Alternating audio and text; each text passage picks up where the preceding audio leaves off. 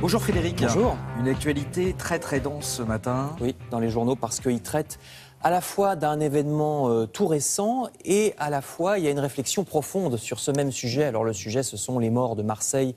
3 jeunes tués, vous le savez, à 15 et 24 ans sur un point de vente de drogue, titre Le Parisien aujourd'hui en France. 3 jeunes meurent sous les balles, écrit le journal La Croix. Le hall d'immeuble où ils sont morts est un haut lieu du trafic de hashish et de cocaïne, disent ces journaux qui rappellent qu'il y a déjà 11 morts à Marseille par arme de guerre cette année. Or, il se trouve, vous allez voir la une du Figaro, il se trouve que cette fusillade intervient presque jour pour jour, 10 ans après le début des émeutes de banlieue. En 2005, plusieurs semaines, vous vous en souvenez, de violences.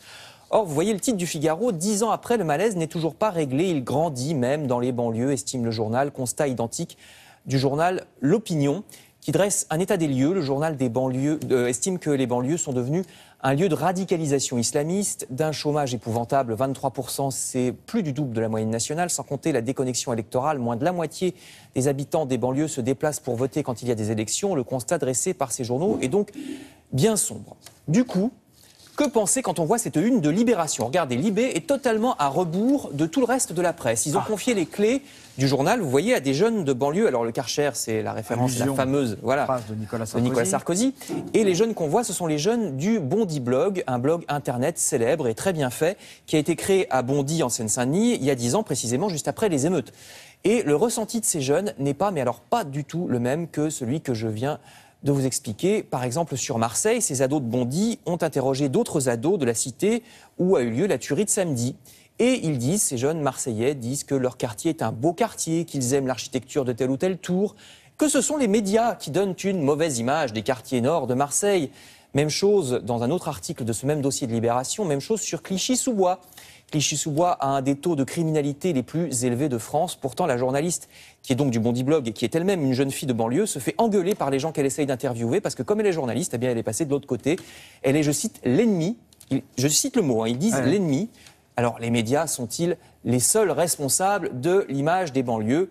Évidemment non, répond un homme. Le problème de base, c'est l'emploi. Lui, et à 25 ans, il habite aussi ces cités, il est plombier, il se lève à 5 heures du matin et il dit « Si les jeunes de mon quartier avaient tous autant de boulot que moi, ils n'auraient pas le temps d'être délinquants ». Alors tout viendrait du chômage. Pourquoi justement ces jeunes trouvent-ils si peu d'emplois? Pour beaucoup d'entre eux accusent le système scolaire. La grande désorientation que serait l'école. Les professeurs en banlieue font ce qu'ils peuvent, ils accueillent des enfants dont les familles arrivent parfois directement d'Afrique sans aucun des codes culturels de la vie en Europe. Il y a un jeune homme d'origine malienne qui raconte que chez lui, il n'a jamais vu un livre et que même on mangeait avec les doigts, comme on l'a toujours fait dans le village malien de ses parents et qu'il avait l'air d'un extraterrestre. Quant à la cantine, il a commencé à piocher dans le plat et qu'on a convoqué ses parents. Fracture culturelle énorme donc, que l'école à elle toute seule ne peut pas forcément combler. Et c'est une fracture générale, puisque de l'autre côté de la Méditerranée, au contraire, les jeunes des banlieues françaises sont vus comme des privilégiés. Il y a aussi une fracture de ce côté-là. Ils seraient gâtés, pourris, je cite. C'est où exactement? Alors ça, ils sont allés à Alger et en Kabylie. Libération, où donc les jeunes de banlieue sont perçus comme des gens mal élevés qui ne connaîtraient pas leur chance de vivre en Europe. Vous verrez, c'est un long article. Il y a plusieurs pages de Libération sur ce sujet.